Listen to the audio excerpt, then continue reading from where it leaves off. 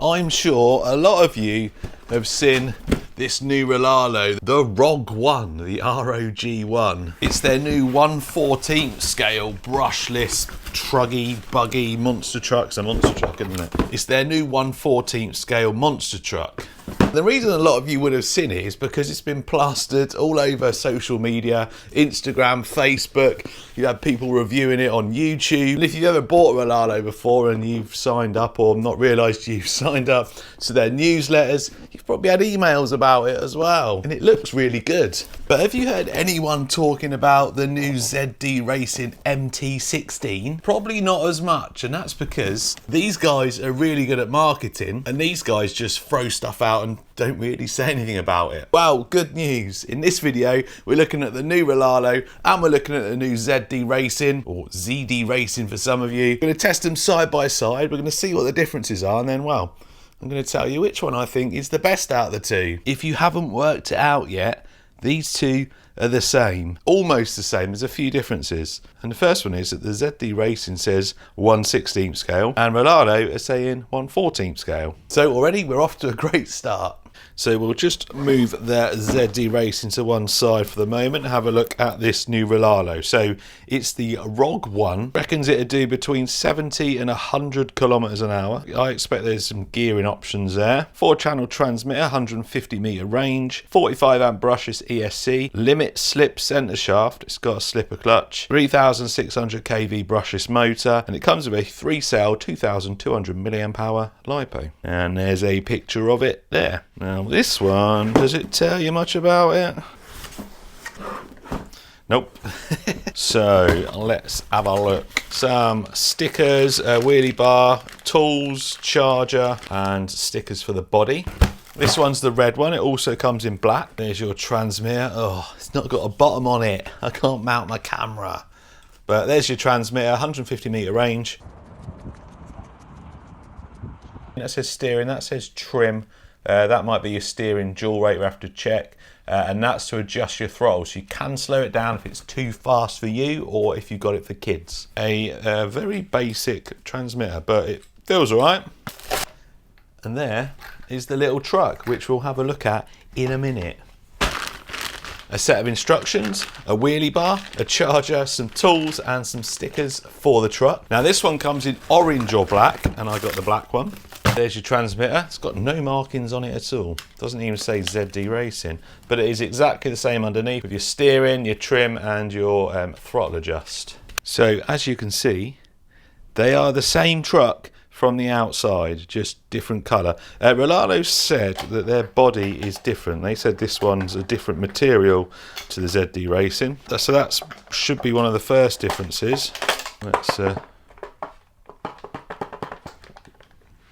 yeah, I think they're right. This one feels a bit thinner and a bit more flimsy than this one. Yeah, definitely. So that is a thicker material on the Rlaarlo. We'll see how they both hold up. Other than that though, same accessories on there.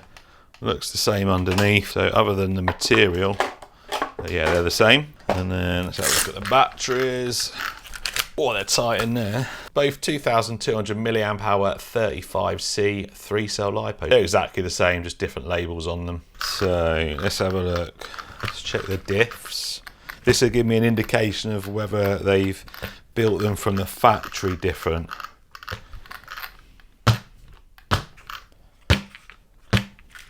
No, I don't think they are. So they feel exactly the same. Suspension feels set up exactly the same. Diffs, they also feel exactly the same. So I don't think there's been any changes on the production line to how they're set up. You can hear they both got metal gears, although... oh, this one feels a little bit smoother. This one, yeah. Yeah, the ZD Racing feels a little bit rougher actually. So underneath on the Rlaarlo, we've got a 45 amp brushless ESC. We've got a 2845 3600 kV motor. And then just down there you can see you got a little micro or mini servo, 3-wire. And then there's your receiver box there. Battery tray, nice long battery tray. There's your power button there. Metal shock towers, adjustable oil shocks. They do feel very nice.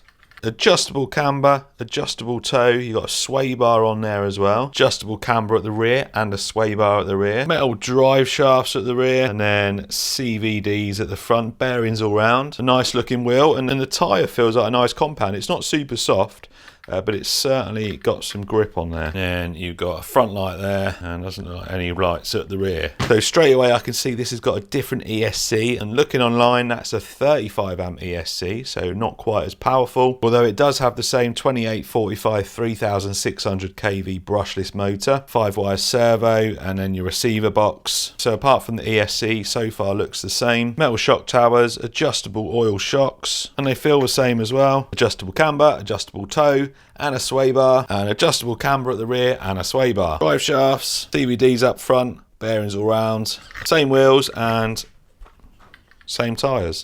And then underneath, apart from the etched chassis and the grey arms on this, the ZD Racing is the same. Be interesting to know if they've used a different material on the arms. Obviously being a different colour means they may have used a different plastic. It will be interesting to find out. I'm going to get the bodies all stickered up, I'm going to charge the batteries, and then we're going to go out and speed run them both. Oh, speed run. Got to check, yes, there is another pinion in there. You've also got some seals there for your diffs, so that's good. Might mean they're oil filled. Also a different pinion there on the ZD Racing as well. Anyway, what was I saying? Yeah, we're going to go do a speed run. I'm going to do it at stock speed first.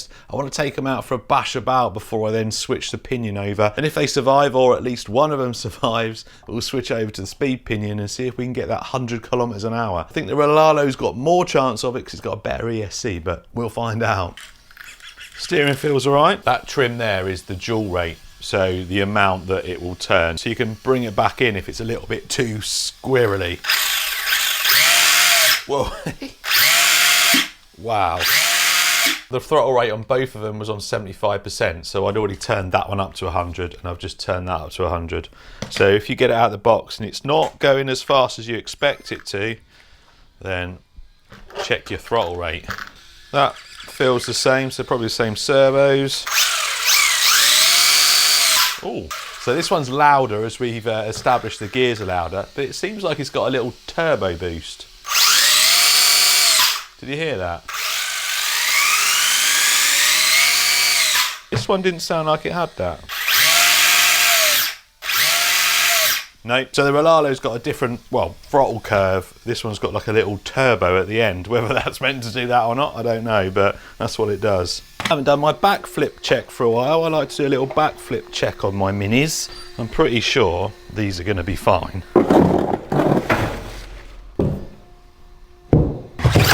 What? Oh my God. Come on, yeah. I'm sure they said this is self-right. Oh, look at that. How easy was that?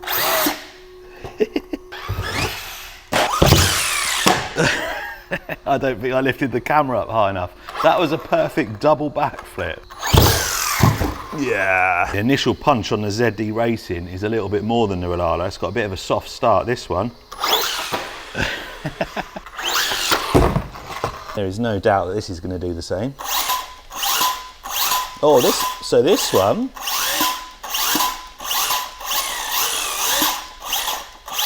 Oh, hang on a minute. Strange, isn't it? Look, the Rlaarlo, straight up, the ZD Racing, can't do it.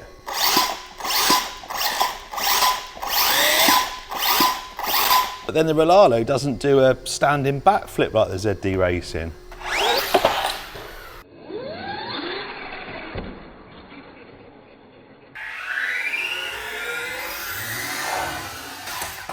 It's a bit weird, isn't it? The ZD Racing's got enough power to do a standing backflip, but can't self-right. The Rlaarlo can self-right, but it doesn't do a standing backflip. I'm confused.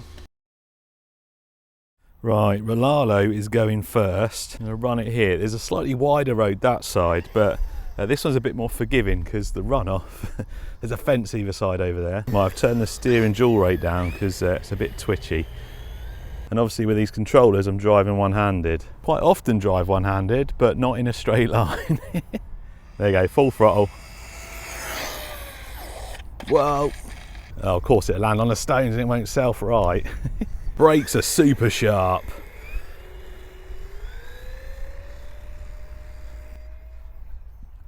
Oh, I lost signal. That's not 150 metres. I was hiding behind a bush. Didn't see you there. Full throttle.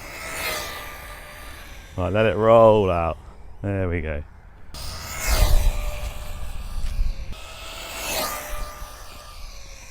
What did they say? 70 to 100. So on this gearing, I'd expect 70 kilometres an hour. 47. That is, I think that's over. 76. That is a decent speed for this little thing. That's crazy.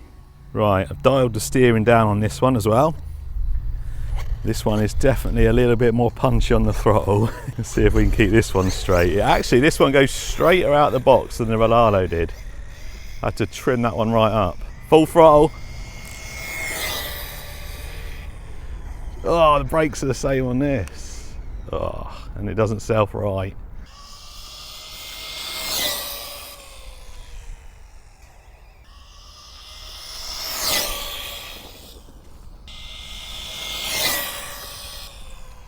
What did we get? 46 was it? 46 or 47? Can't remember. Did we get faster or the same or slower? Oh, slower. 2 mile an hour slower. 72 kilometres an hour. I wonder if they're geared slightly different. The Rlaarlo is quicker. So I decided we're going to give it a go today before we bash it. It's a bit wet today, slight drizzle and it's cold. There's my excuses. Right, high speed pinion. Oh, I've lost signal, come on. All right, here we go. Will it hit 60 mile an hour?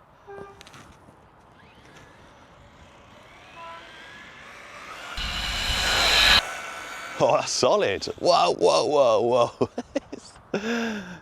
Once it gets going, it's solid.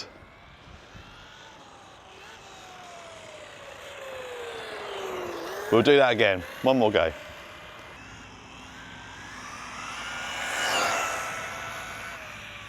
Oh, clean, clean.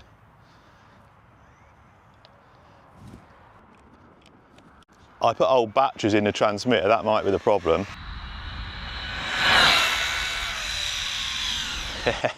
It's actually pretty easy to drive, full throttle.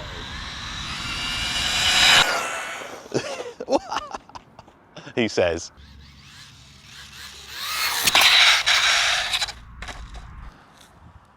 What do we get?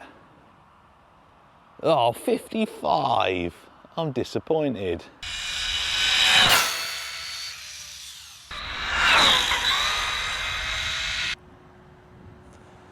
Oh, 88, that's all we could get. If you've not worked it out yet, the black one is the ZD Racing and the red one is the Rlaarlo. Right, hang on. Turn my steering back up from speed runs. There we go, I've got steering now.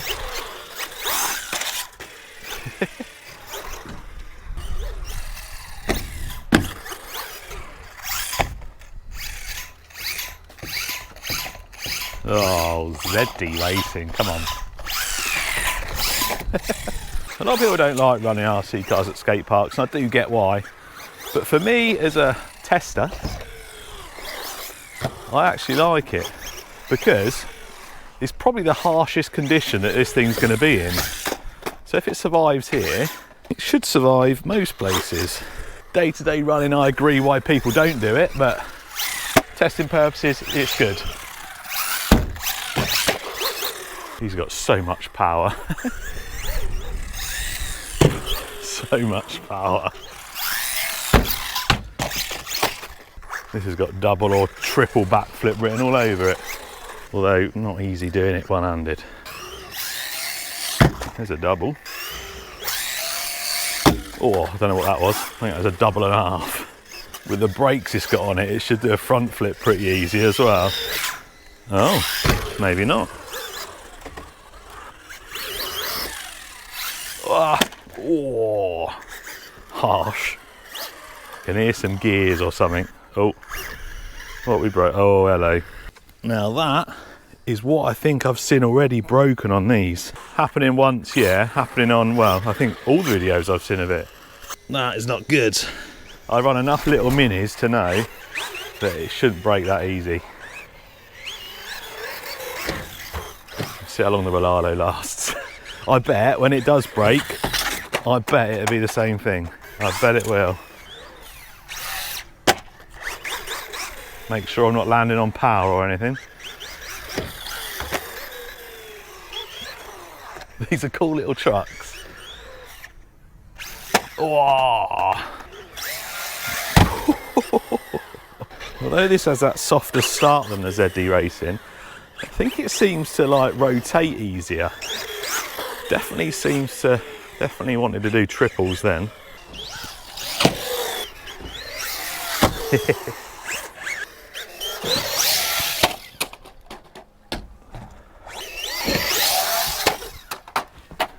To be able to rotate off a little jump like that is a good indication of its backflip ability. Right, before the ZD Racing broke, I was trying to do a front flip.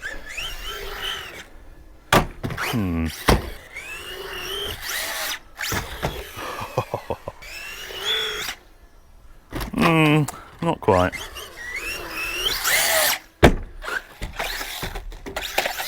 That self-right is very handy. Hardly need to touch the throttle to backflip it.